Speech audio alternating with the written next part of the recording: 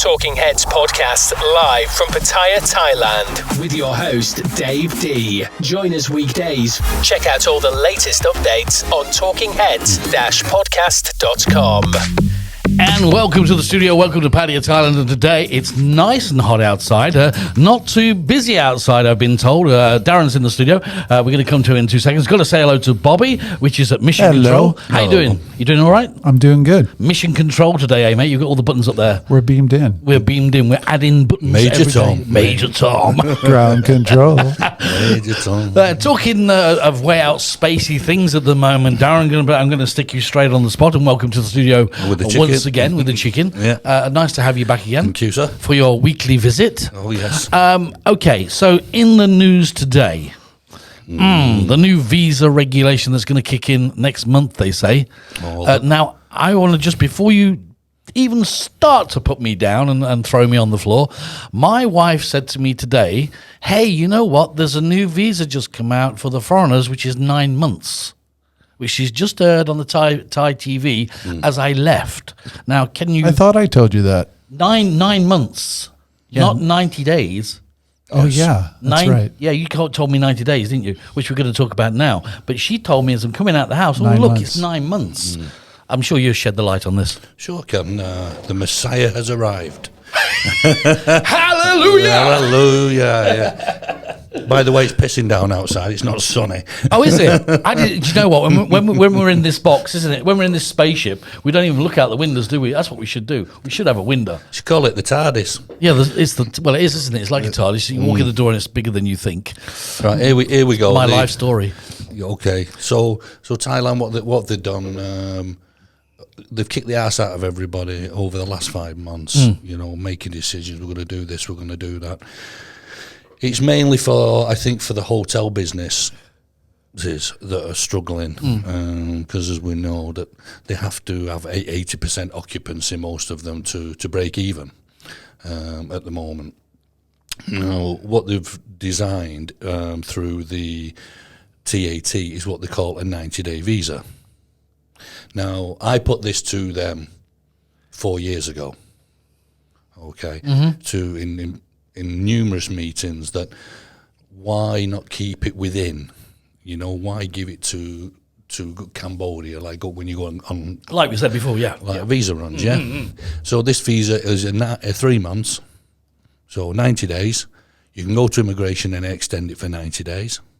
Okay. And then you can extend it again for 90 days. So she was right. It's 9 months, yeah. Yeah. Wow. But what Thais don't do is understand the loopholes that are added to it. Okay. Are you ready? I'm ready. Here we go. Right, okay. Would you like any build-up music or anything? Yeah. Come on, Major Tom. Major Tom. You got the buttons over there. I've got the buttons. I've got the buttons, haven't I? I've got Talking Heads podcast. There you go. Well, that's kind of spacey. That's spacey. Go on. Yeah, well, a girl at the gym said to me last night, she said, my boyfriend will be coming in soon because there's this new visa. I said, well, first of all, we don't know when it's coming in because it's gone through the cabinet, but it's not, you know, the immigration and, you know, the other people haven't made any firm decisions yet on how it's going to work. But what we believe is, number one, there's going to be mandatory health insurance. Okay. Now, what I've seen today is that how it's going to work is that people can't use their own insurance. And this is every foreigner coming to Thailand from So if they're coming to Thailand and they go in and get some insurance in the UK or Australia or whatever, not valid. It's not valid. It's not valid. It's not valid for their trip here or for their entrance. Okay. So we say it's valid by their insurance company when they're in, but it's not valid. Yes, but it's not valid to by get the you immigration. in. Correct. Okay. Right now, on the list, it's 10 companies. Okay. You apply for it online before you come here for the length of stay that you're going to be here. So that's the first thing. So mandatory insurance is first, up to $10,000. Is it $100,000? $100,000 cover. It got scary when you said they've only got 10 companies. Yeah, 10 companies. I wonder why. I wonder why. It was very funny at the end of the article how it said This will help boost our economy. This is what me and Bobby was This saying. gets on my... We can quickly say that. 1,200 people. 1,003. That's going to really Yeah, help everything. 1,002 is it? Yeah. I mean, how can 300 people a week bring in millions of baht Well, according to the and fill the Bangkok hotels Post, and fill the hotels? a Bangkok Post, whoever wrote the article, as most Thais are not, is very good at maths. So apparently there should be another zero at the end of it. Okay. So it's not up to 1,200 per month. It's 12,000. Ah, well, month. that would make sort of half sense. Sense, yeah. Sense. But okay, so here we go. So you've got your insurance. Yep. Okay. 72 hours before you fly, you have to get a COVID test done. Okay, so it can only be within 72 hours of flying.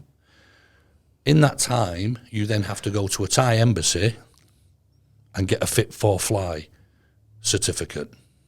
Okay. Okay, so you've done them 3 already. A lot of homework, huh? A lot of hoops. Here we go, Hear mate. more. There's more hoops. So you've got that.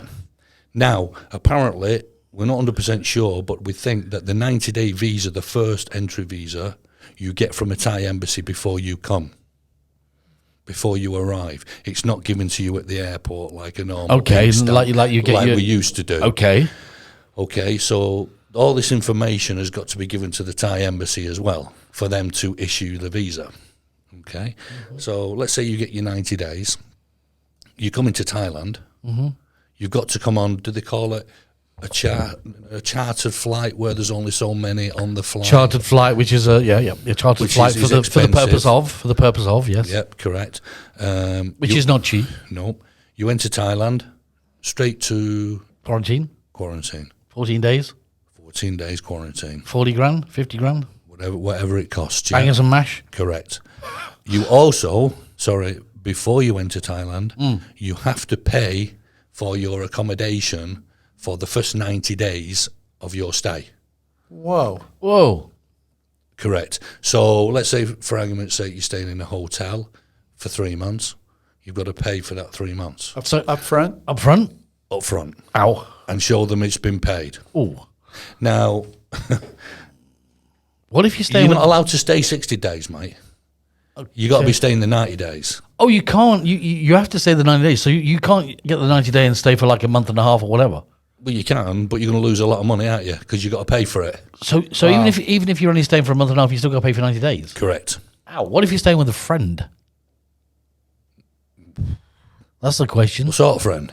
A friend that's going to put you up where you ain't got to pay for 90 days. No, they said that maybe if you own property, Yeah. you can show that, or if you've got you rent a condo, you can show that. But obviously that paperwork's a little bit spurious, so Okay. they might not accept it. Okay. It's up to the officer in the embassy. So before you come, COVID tests, paying for everything up front, then you go on a list. And they obviously confirm whether you can come in or not. Is this after you've paid for everything? Yes. Because you've got to pay for everything before you get your first 90 So let's days. just Now listen, this is not 100% concrete, Yeah. but this is what I'm being told today. Okay, Bobby's the maths at the end of the table. So let's just take the average of let's say a hotel, 1,000 baht a day, 30,000 a month, 60. That's 90,000 for the hotel, correct? Roughly, is that right? Yeah, That's right. Right, 90,000 baht for the hotel. Let's say another 45 grand to do your quarantine. That's 135 grand. Yeah. Then your visa and your papers. What would that be, Daz? I mean, what would that be? Roughly. I know. I don't know. A COVID test is about 8,000 baht. In the Okay, UK. so let's, for argument's sake, we're up to 150. Then on top of there, Pay for the visa, pay for the visa, which is about 250 quid. okay. So that we're up to 175, and then on top of that, the flight from wherever you come in is going to be the average of what, 20 grand, 30 grand. Something like that. So we're talking 200,000 baht. Have you added the quarantine in that? Not yet. The quarantine, the 14 days, in the hotel. So we're talking 200,000 baht Just to enter. just to enter Thailand and stay here for 90 days. Correct. Wow. Last night, at the end of the article, it did mention that in China there's 800 million people. Yes. And if Thailand can procure 1%, which is about 8,000 people, 80,000 people, will be enough to cover their whole tourist How do you work that one income. out? Because they, shall we say, it sounds to me like they're aiming at the Asian market, which is obviously they're going to be coming on tours. But they're not going to be coming in like we come in. But what we've just spoken about is going to cost them 200 grand roughly to go and jump through all the hoops just to get here, and then they're going to stay here and eat and do all the things. So you can double. You can double that. TIT. You think Chinese are going to do that? No, The Chinese are in and out. They're in like- and out, in and out. That's what I'm saying. Who's But- going to spend the best part of 500 grand? Well, let's put it this way: who's building a train through Thailand at the moment? Yeah, sure. Who's going to be doing and who's concentrating on paying for most of the infrastructure, like the Ballyhigh Pier and all this that they're doing? Absolutely, 100%. Are they going to have the same rules as us? We don't know, are we? And we'll never know when they come in. You know, we spoke about this in the last show where the Indian people and the Chinese people were exempt. And no disrespect to anybody. And like I said, you know, it's not aiming at anybody, but I can see the Chinese being exempt on this one. Yeah, that's my theory. That's my theory. The days of the, I think of the foreigner, are pretty much damned. To be fair, they're even talking about now. Oh, sorry, another thing I didn't mention was. I'm just trying to find something that Sorry, somebody's mate, just no problem. talking to me. You can, or people, the only foreigners that can come is people who come from a city that hasn't been ravaged by COVID in the last 60 days. Right. Now, you tell me somewhere in Europe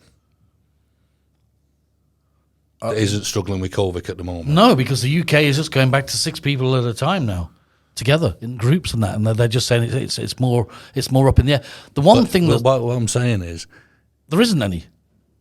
Exactly. So There isn't any. So they all at the bottom of the article again, they put that 20 cities in China are now COVID free. Yes, Voila. in China. Now, I'm not saying I'm right. I'm not saying I'm wrong, but everything seems to be going this way. They're looking at giving another public holidays, to the Thais. So they'll give you another holiday, a free holiday, to go and spend money on some island or somewhere where the hotels are cheap. Now, a friend of mine, because obviously there's huge discounts of 50%, 60% off hotels. Now, a friend of mine who's a foreigner with his Thai girl went in the Waldorf, is it, in Bangkok? Yes. Where it's normally 15,000 Per night. Yeah, sure. He went in there and it was discounted to 3,000 something per night. They won't let him stay. Wow. They said it's going to cost us more to look after you than what you're paying. So goodbye. And yet there was Thai people walking in and out. Wow. You understand? The game has changed. It's changed, mate. Yeah, they're It's looking, just changed. to clarify, somebody just sent a couple of messages to me. He says, to clarify, Dave, the percentage of Chinese that you were talking about is 8 million. That's So right. that's he just 8 sent me. million, Yeah, yes. he's just sent me a quick message. But he's saying the same as you. He's saying, like with the European countries and the way it's happening now. I mean, over in the UK, the situation at the moment that's happening over there is, number one, they're going back to a group of 6 people. That's it. Okay. What's going to hit the UK the most is next month, the 80% is finished. That means the people they're in companies and they're getting paid by their company and they're getting 80% of their salary goes to 0 next month. Is it? Yes, they lose it. Yes, they're finishing it. Yeah. So that's going to cause a lot of problems. Yeah. And, I've read a lot of the forums and people are saying, who are that excited about coming here? Who's going to jump through fire to come here for a holiday Absolutely. when they only get 2 weeks anyway? Yeah. Most people. Well, that's the point. I mean, most people have 2 weeks to, let's say, 3 weeks holiday on average. That's their average holiday that they save up their money for, and a majority of people save a few grand and they go away and enjoy themselves and go back and think, thank you very much.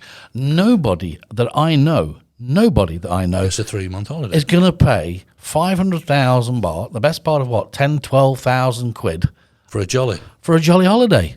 No. They're going to look at that and go, 12,000, 13,000 quid to go to Thailand and 395 quid to go to Spain. Where do you want to go, darling?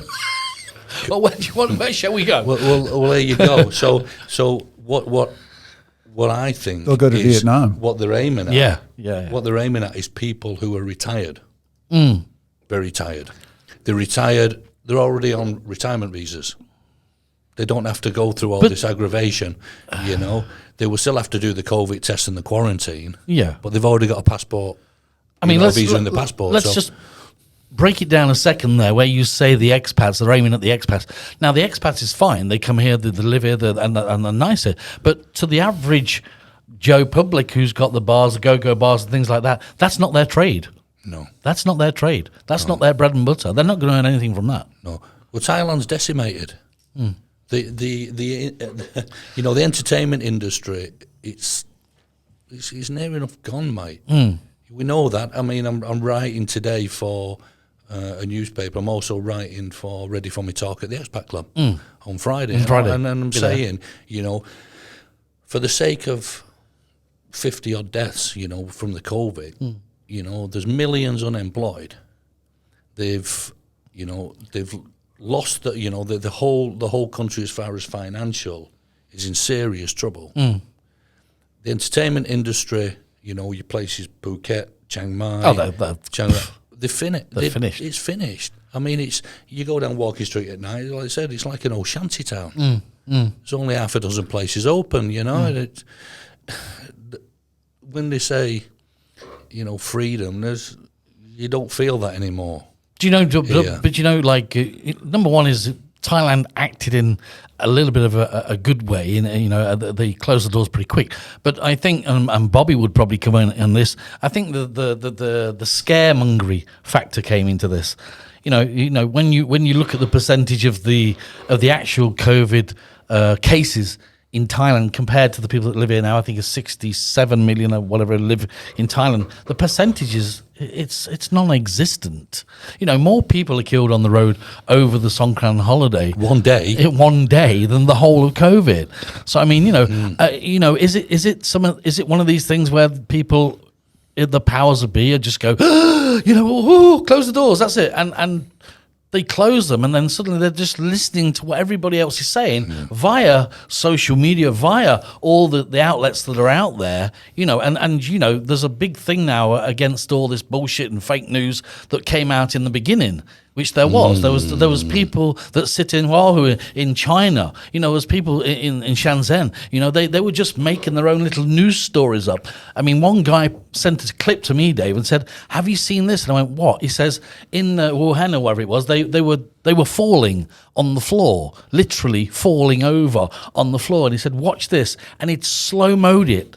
And because the guy's unconscious and he's falling to the floor, because he's unconscious from COVID, why does his hands come out? To break his fall. Right. You know, they were slowing it down. You could actually see people putting their hands down to cushion the floor. So I think in the beginning, number one is, like I said, we're not going to go back to the politics side of it, but you know, USA and China, you know, the old fighting and all this and each other's throats. I think this is payback. That's what I think it is. Yeah, for the tariffs. Would you agree with that, Bobby? Well, there was a big announcement today that came out. This woman from China, this doctor who worked in some of the labs in Wuhan. It's huge news in the in world news today. She came out and basically said that it wasn't a bat that gave us the disease. It was contacted from a human to human, and it came from the lab. And she's actually taking refuge in the United States. And playing it safe because China is after her right now. She escaped China. She escaped Hong Kong. And she's telling her story right now. But isn't it amazing? I mean, like, you know, Darren just said, you know, 800 million people over there, and there's not any more cases. Nothing's happening there now. It's all clear and everything's okay. It's ramping down radically, you know. 20 cities are clear. Is that what you call a miracle? Bullshit. Bullshit, more like, yeah. I mean, but I mean, how would you say? I mean, do you think when it comes to the visa that we're talking of, do you think when we come to what's happening now and them doing what they're doing with this visa, do you think that's a step in the right direction or not? No. No, for reasons of. I think there's too many things to jump over. There's too many hurdles. You know, that they still haven't got it together. You know, I think giving them that award for being the best country, you know, in the world for containing COVID meant a lot to them. Okay. And they don't like to lose face. We spoke about this last week. Okay. Sure. So Bingo. You've got a panel of 7 doctors and 20 advisors advising the government what to do. They're not going to want to lose face. No. Okay, they're not going to open the doors and say, right, come on, we'll deal with COVID, and then half the country ends up with it, if it's real. You know, they're not going to do that. If being the word. Yeah, they're scared to death of letting people in. I mean, I didn't say before, but this new tourist visa, they've got to go to the certain areas like Pattaya and Chiang Mai and ask the people if they feel happy about foreigners coming in again. Because in Phuket, some of the foreigners have been kicking off. Some of the Thais have been kicking off saying, we don't want foreigners here. We're worried, we're scared. We're scared of COVID, you know? So I know the mayor of Pattaya had a meeting with the TAT and whatever they call the BFPA, and there's that many of them, you know, this week to put his case forward. And obviously Pattaya is on the list. But you know, they've got to ask people. They've got to ask the Thais now. Do you feel happy? But you know, no disrespect to them. The average Thai doesn't know about the COVID. They only see what they either read or listen to. Correct. You know, they're not none of us, even us sitting in the studio. We're not doctors. Yeah, but they still blame us. Yeah, but they can't blame us. But they do because of what it said, what certain people said on trams and stuff. But they blame us. They blame us because it's people from the outside of Thailand coming into Thailand, bringing it in Thailand. Now, I would say this: if Thailand decided to open their doors tomorrow and said, "Okay, we're going back to normal," right? Visas are open, everything's back to normal, the doors are open, away you go. I think within a few months we won't even be talking about it. Right, but I do think that the impact of what's happened is going to last for a long time. Yeah, that's my honest opinion. Even if they open the doors tomorrow, we had it was Anthony yesterday, Tony from Magna Carta, on the show with Andy, and he said maybe next December, maybe.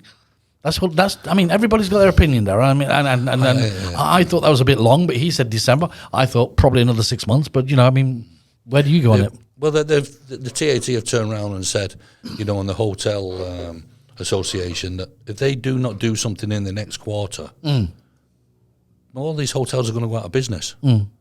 You know, they've missed out on they will have missed out on a full year, near enough by December. And there's one thing we have to get clear here that we miss and we don't understand sometimes. For example, when you take places like the UK and what's happened in the UK. It's happened, yes, and it's been, you know, they've been doing regulations and putting things into place where people can't go and congregate with people so it don't spread and all that lot. But when it's all said and done, a majority of the people in the UK are being paid. They've got some kind of income, be it Social Security or whatever it is, or from the company, they're getting 80% of the salary. Thailand has nothing. I mean, they have nothing in place.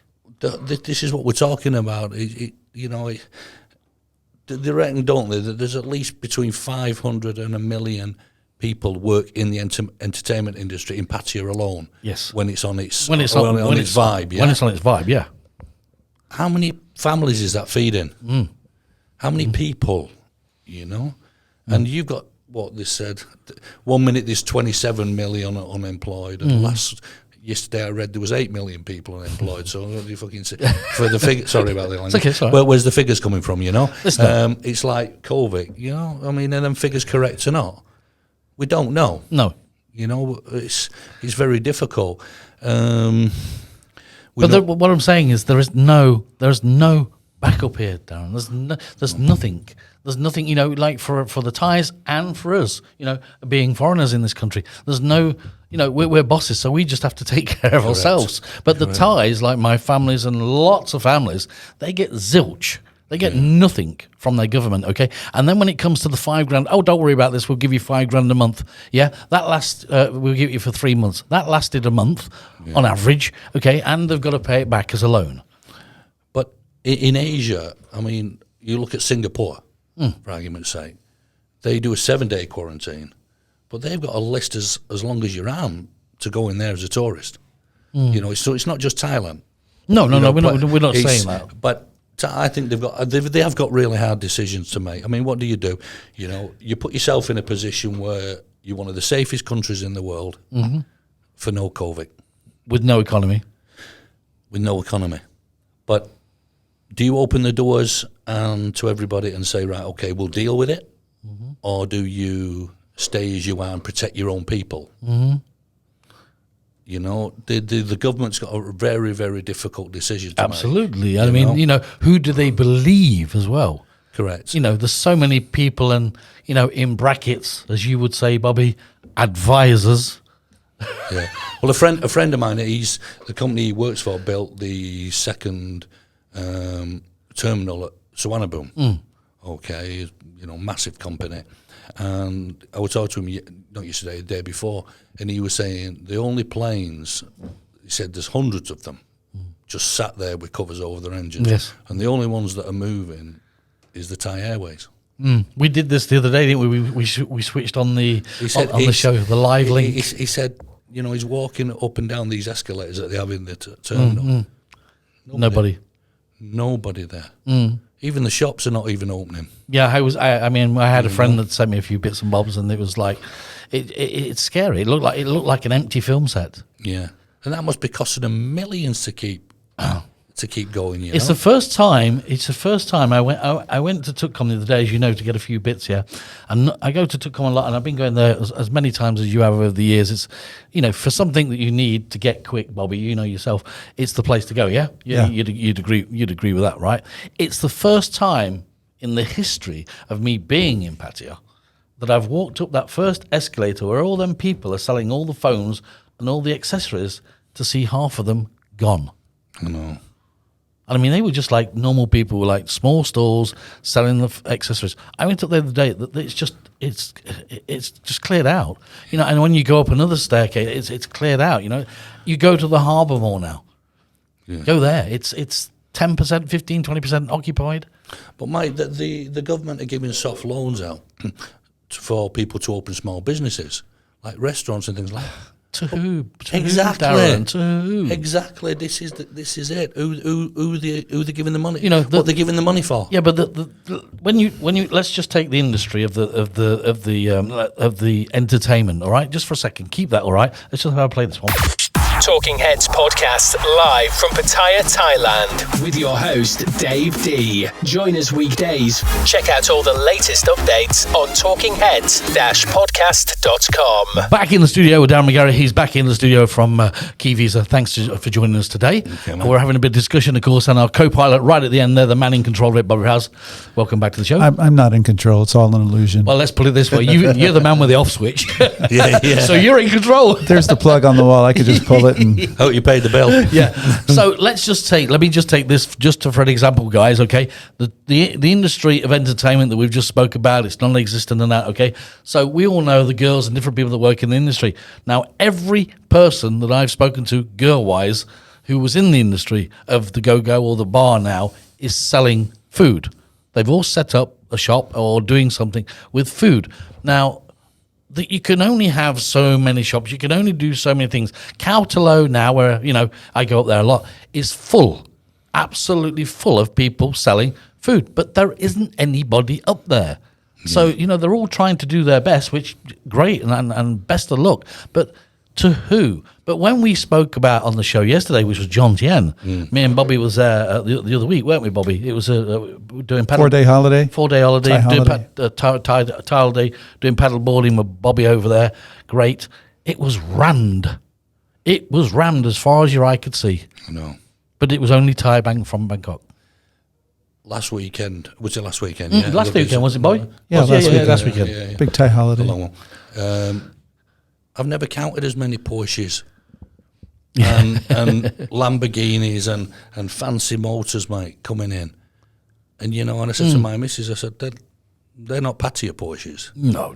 I said, that all these are Bangkok. You know, so she said, what are they coming here for? I said, well, I really don't know. I said, just get away from the hustle and bustle, we said the same thing. I mean, you know, they go, like we said, didn't we? They go from the home, they go to work. It was 2 or 3 A lot of them have real estate here. A lot of them have second homes here, yeah? So they come down for the holiday and for the weekend and go into the ocean and chill out. Which you can't blame them at all. I mean, you know, if you're living in a concrete jungle all day and it takes you 5 hours to commute there and back each day, I mean, hey, babe, let's get away for the weekend. You can't blame them for that. Well, they got caught out, didn't they, a few years ago with them floods? Do you remember the massive floods in Bangkok? And there was people coming down in the traffic. There was millions of cars coming to Pattaya. I was going around the Sawyers in a speedboat giving out rice. I told you before. You remember, yeah? I remember, yeah. Yeah. The hotels were full. And you got guys who are multi-millionaires. They couldn't get anywhere to stay. Pattaya was just rammed. It was just, you know. So I think they got caught out and thought, well, I'm not going to get caught out again. And but the talk. This is what I've heard. Okay, this is the talk of what I've sort of listened to when you talk to different people, like you know as well, different people. The overall impression that I get is this: at the moment, as you go round Pattaya with the new highway open, and if you go around Pattaya now, you'll see that they're doing a lot of work. They're doing this road, that road. They're doing the sidewalks and all this. They're thinking about doing the Baliai and all this. Yeah. Now the talk on the street is, of course, the Bangkokians are going to start to drift down this way soon and start to stay here. Not come here for the weekend. They're going to stay here because of what's happening in Bangkok and the situation up there, the flooding, like you say. I mean, you've got big companies that set up there. They made new factories, and 2 weeks later they're underwater, knee deep, you know, and they just say forget it. So then they're looking down this way more. The overall talk that when I speak to people, is that they will be more and more coming down here to live and commute back up there. You know, what's your sort of impression of that? You think that would happen? I think let's get the 19th out of the way. The big protest this week, because, you know, as we know, nobody's looking forward to that. Nope. Nobody's looking forward to what's going to happen. Nope. I also feel, my opinion, is that this could be one of the reasons why they're putting so many hurdles in front of people arriving at the moment, because... Stay out of the way? Yeah, they don't want, like I said, foreigners, you know, drifting in and out the airport in case something's going to happen, you know, God forbid. You could be right in that way. But, yeah, I mean, what is it in Bangkok? Is it something stupid like 7 million a square metre for a condo? Oh, it's crazy. Where they can buy a condo for $1 million baht, you know? This is why they can afford it. And, I agree with you. And this is why they're bringing the train here. But I mean, the economy, what they call it, the train coming down to the economy for bringing money this way. That's right, the one that's going from China down to Bangkok, and Pattaya, and they're looking. But the one thing that gets me is why, as a country, why would you say, right, okay, we're going to spend 2.9 billion baht on that on Bali? Why are we going for the third time? Yeah. Why are we going to spend billions on submarines when there's people starving and no job? Why would you mention, even let it go through your head and mention these things while there's so many people unemployed, no money? Sometimes, I mean, like we say, we don't get into like the politics. No, we don't. I try to stay away from that, but sometimes I do think like you, and it just does not make sense to me. Yeah. Whatsoever, when everybody's starving, everybody hasn't got a job, and there's families starving, they've got no money whatsoever, and in the newspapers you read that they've just paid X amount of millions and millions and millions for something that they don't really need. People watching us now, you know, I really do want them to understand that the reason we drift into politics is because we haven't got anything else. We're being battered with it for left, right and centre, even as foreigners. I mean, foreigners know everything now. You know, where before they never used to take any notice of what was going on. True. Now I don't think we've got any choice. It's like the Brits in the UK when the Brexit was going on. That's all they heard: Brexit, and it used to drive them mad. And that's what's happening to us. We're getting it all the time, and obviously we're concerned because we need tourism for business. And if it don't come, we're left with what's left in Pattaya that's living here, the people that are here. And like we said the other day on the show, it's an hourglass syndrome, isn't it? It's time's running out for a lot of people. Yeah. You know, and people offshore and stuff that are stuck there. I do feel sorry for them when they've got wives and kids here, and and they are struggling to get in. What about how will they? I mean, that's a good question. A good thing you've just brought up. How will that affect the people now that are working on the rigs with this new visa and all that? Do they don't have to jump through that loop to get in, do they? Oh yeah, mate. What, even if they've got a family here? Yeah, I mean, we've got, like I said, there's one girl at the gym and her boyfriend. He's actually been sat on a boat, on a rig, near a rig, since June. Okay, he can't get in anywhere to do COVID tests. He can't just go and get insurance, and stuff like that. And he's got tons of money, but he can't get in. Right. So he's one of these people that are looking at the elite visa. Well, wouldn't that doesn't? Okay, so let's say you wanted to get an elite visa, which is what? How long is that? 5 years is 500,000 baht. Okay, so we've just spoke about a 90-day holiday. A 90-day holiday with all the bits and the bobs is 500. Costing half of that. 500 grand. With the, Okay, with right. the spending money, but okay, take away the spending money, it's half of that. Yeah. So let's just say that it's a year. Yeah. Yeah. Well, it's going to cost you that for a year, for example. So, but Dave, this guy with loads of money, Yeah. his main objective is to marry his girlfriend when he comes back. right. Straight away, once he's in, he can get a marriage visa. And he's married. He's done. So that's going to make him easier to get in again. Yeah. But these people just can't get in. You understand what I'm saying, yeah? It's like... So what about the people that are already married, Darren? Do they still have to No. jump through the loops, or they can get in? They've still got the loops of the quarantine and Right. the COVID tests Yeah, and stuff like but they that. don't have to do all the bits and the bobs. But the new, where the 90-day visa's coming, that at the moment, that's not going to come in until at least, I would say, middle of October. What is the sort of like the steps of somebody that's abroad now, has a European passport or whatever, has got his stamp in there, his B visa stamp, and he's got a work permit. For him to come in now to Thailand, what's the regulation on that? No problem at all. No problem. He still has to do the quarantine, yes. Yes. Okay, and also he has to find a flight. He's got to get the flight, obviously, yeah. I mean, work permit holders, families, like you with kids and a wife, no problem getting in. You still got to do the quarantine, but they'll let you in.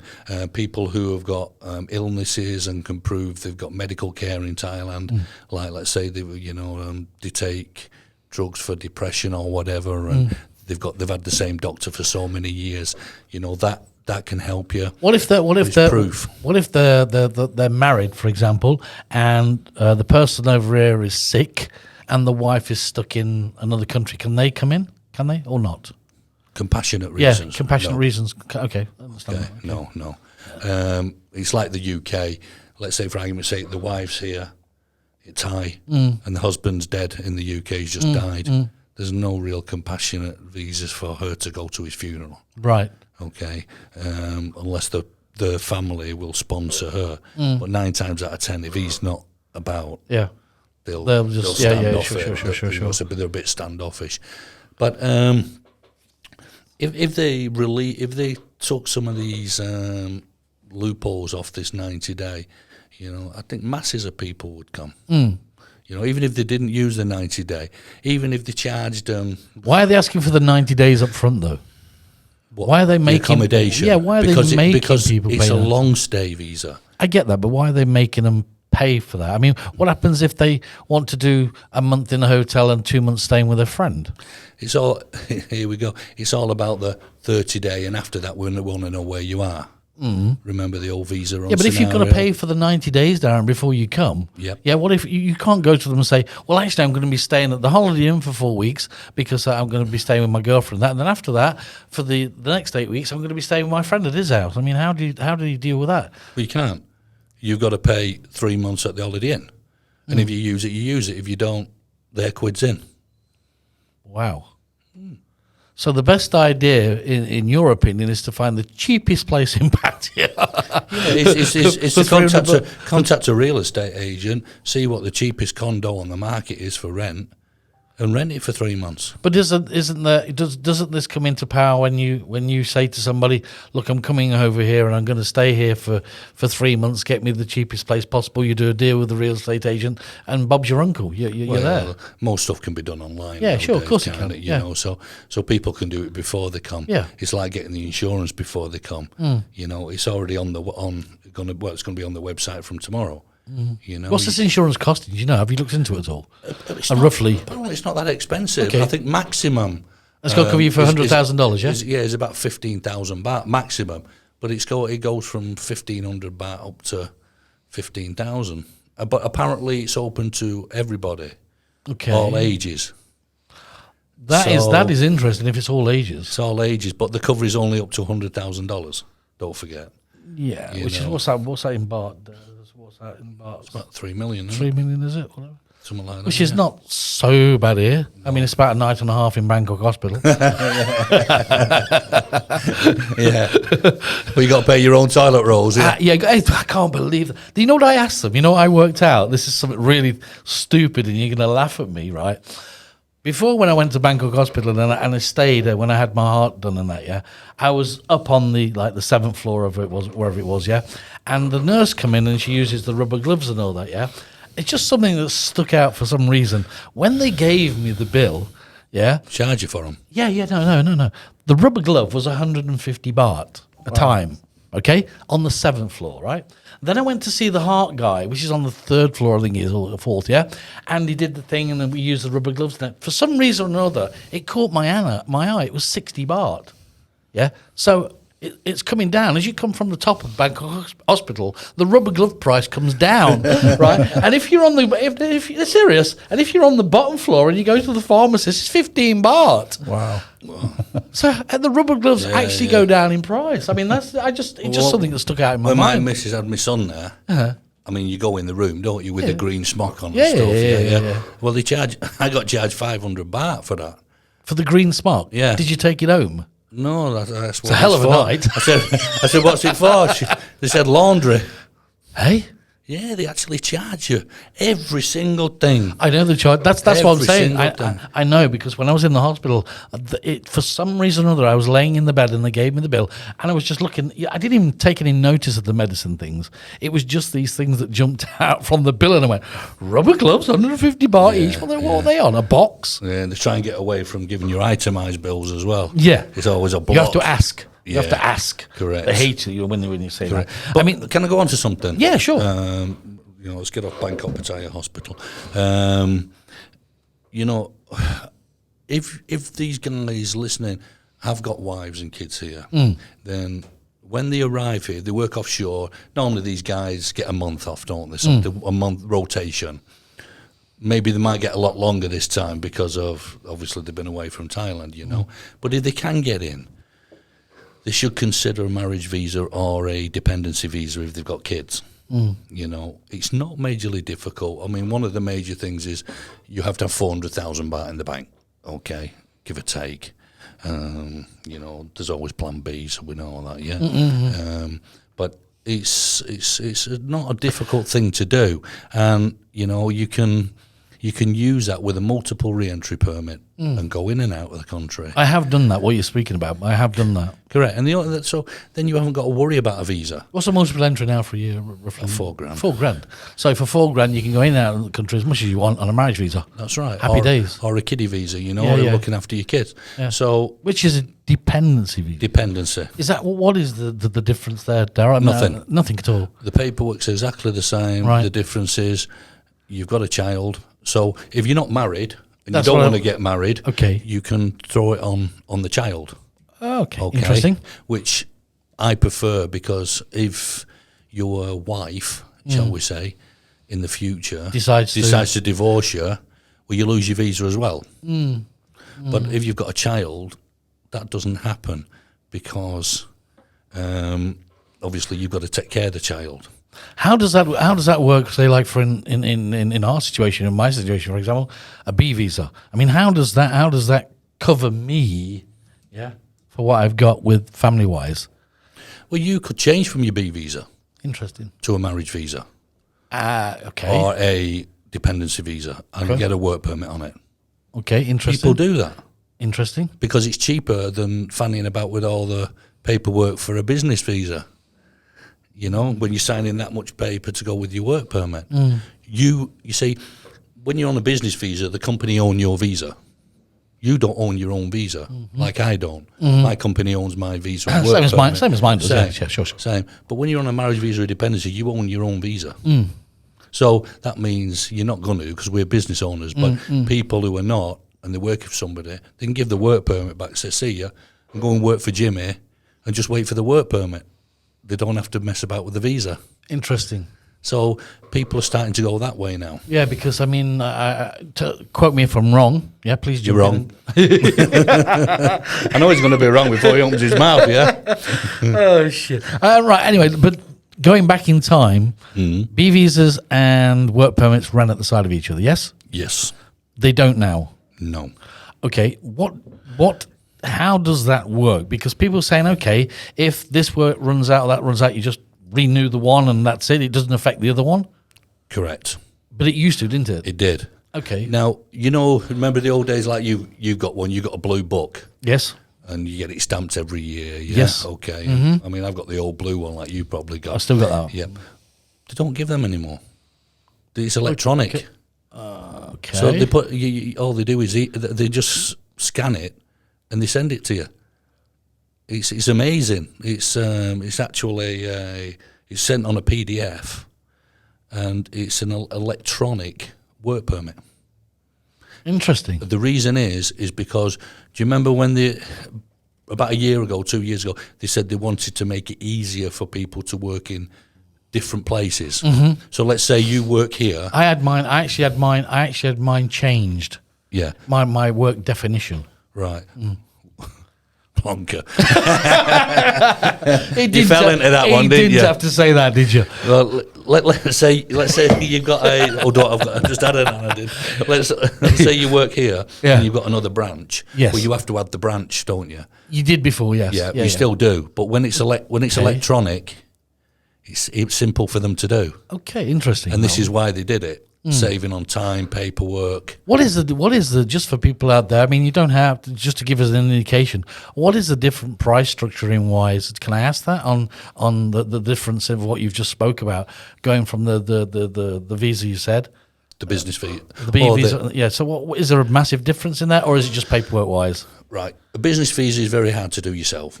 We know that. We know that. We need an accountant or a lawyer, don't we? Sure. Okay. What's the average? 20,000 a year, Roughly. 25, Yeah, 20, something 25, like that. Yeah. Yep. If you've got the 400,000 baht in the bank to do a dependency or a marriage visa, and you do it yourself because the documents are easy to get, 2,000 baht. Yeah, I would never do. I'd use somebody like yourself because I mean, you know, the thing is, it'd be 2,000 baht then. yeah, but I mean, you know, it's yeah. What you say you don't make any money, but what I'm saying is, you know, I know in the past people have tried to do business visas themselves and other visas themselves, and they miss a line, they forget to tick a box, they forget, and it's just backwards and forwards and backwards and forwards. And I'm thinking, all that money you've just spent, hence you could have just done this. You could just, I did this, yeah, but look at that, how much it's costing, the days it's cost you more than that. Why don't you just give it to somebody like yourself, let them do it, no hassle, you don't have to think about it, and you ring up and say your passport's here.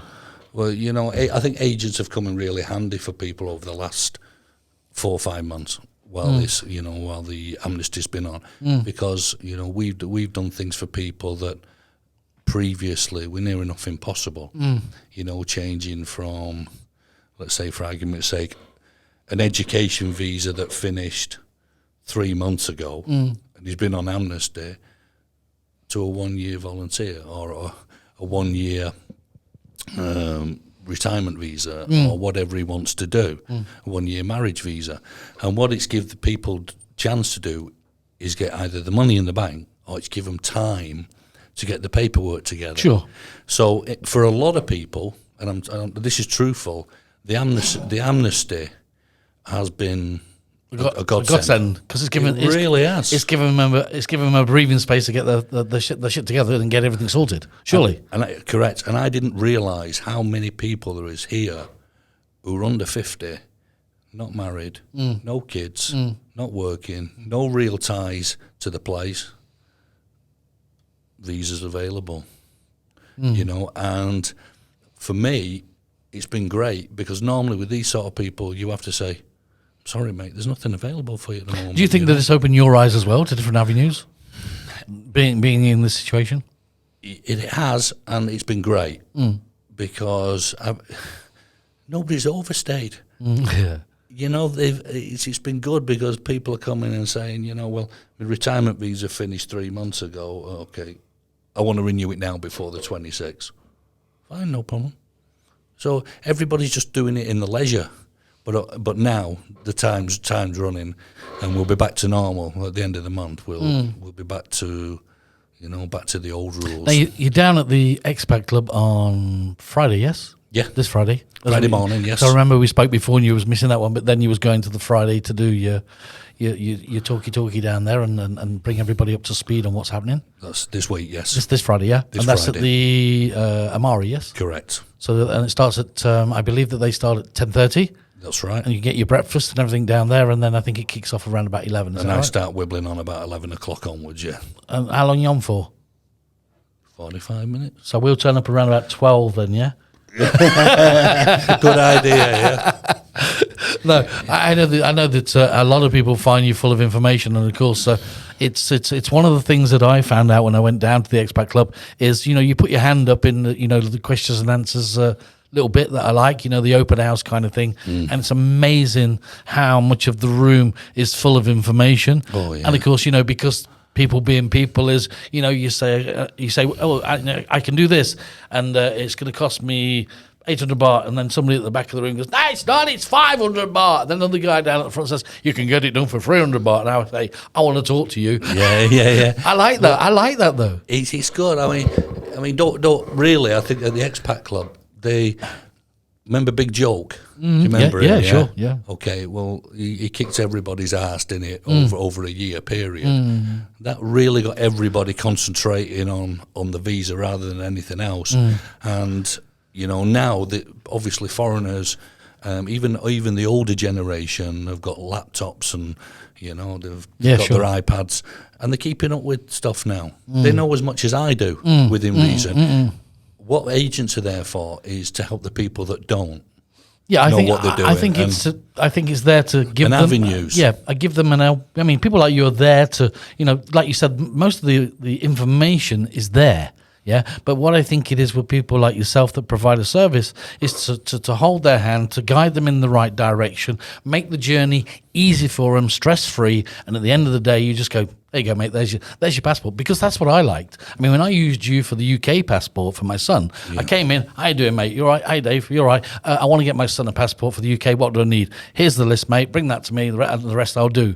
3 weeks later, mate, your passport's here. That's it. That's it. It's like I said, and I think when it came to the Big Joke thing and all the visas and everything, same we're talking about COVID, scaremongering. It's the factor of scaremongering, putting people in a corner thinking, I've got to do this, and then everybody makes mistakes. Correct, because, there's a lot of stuff on the internet, different forums. Everybody's got an opinion on something, as we know, yeah? What do we call them, Bobby? The keyboard warriors. Yeah. Sat in Blackpool, they've never been to Thailand before, yeah? You can't do that, lad. Well, you can't do that. You can't go down to Soy9. Where are you, Bill? I'm in Scunthorpe at Drotted Road. Don't use that fat bastard. He ripped me off. Don't use that fat bastard keys visa. He rubbed me off. Ripped me off? You've never been to Thailand? Yeah. Have you ever been to Thailand? No. I'm just saying. Shut up, Doris. Put the cat out. Yeah, loads of it. And some of them have scary avatars. Their avatar is really scary, and I get really intimidated by them. Yeah, I've seen them. Yeah. Scary dudes, or girls. Yeah, Bill Jerkinoff from Scunthorpe. I mean, he's got an alien face, hasn't he? You know? You've met them over the years, of course. Oh, mate. Yeah. I've met everything. You name it. I mean... We have to take the good with the bad, yes? Yeah, visas to the UK are always the funniest.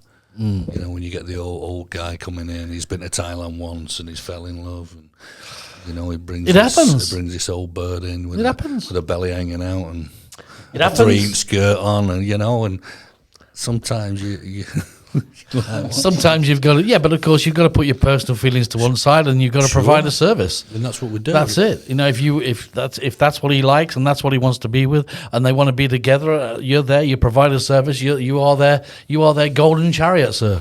Yeah, that's it. Do you know? I mean, the oldest guy we'd done a visa for, he was 91. Mm-hmm. And how old was the girl that he was bringing over? 50. Good for him. 50 years old. Good for him. I shouldn't really say this, but he met her in the UK when she was with another guy. Mm-hmm. She found him very boring, and they met at bingo. This is a true story. They met at bingo, right? Raving night. Legs 11. Legs 11. She open. She obviously got his number. The 91-year-old bloke cleared it with his family because they weren't very happy. She come back to Thailand. We got them a holiday first, which was amazing how it went through. And then they come back, they got married, and they're still happy as Larry. Let me just explain something to you and give you my opinion. If there's a guy out there today and he's 70 or 80 and 90 and he wants to get together with a girl who's 30, 40, 50, whatever she is, good luck to him. So be it. Good luck to him. Yeah. Good luck to him. That's what I say. Don't sit in front of the TV watching EastEnders next to the fire and wither away. Yeah. Enjoy your life, and what a way to go. But watch your blood pressure. Yeah, watch the blood pressure. Watch the blood pressure. Especially when you come out here. And your bank account. All right, okay, Darren, it's been absolutely brilliant to have you in the studio again. Thank you, sir. As per normal, keeping us up to date on all the visa news from around Thailand, and of course, I'm sure that you'll bring us some more next time. We just need to follow this 90-day. Good. Because there'll be updates daily, I'm sure. And of course, if you want to get in contact with Darren directly, we'll put his telephone number and his website online right now as we load the video up by our pilot at the end there, Mr. Bobby. It's been good today, yes? It's been awesome. Been awesome, Bobby. mate. Thank you, Good. Darren. I learned so much every time you're here, man. Good, You're a good man. And I'm coming down on Friday anyway to see you at the expat. So Are you? Good. All right. I'll come at the beginning Be chicken. with the chicken. You'll be playing with it, will you? Hey, it won't be the first time I broke the head off my chicken. Thanks a lot, yeah. Cheers, buddy. There you go. Talking Heads podcast live from Pattaya, Thailand with your host Dave D. Join us weekdays. Check out all the latest updates on talkingheads-podcast.com.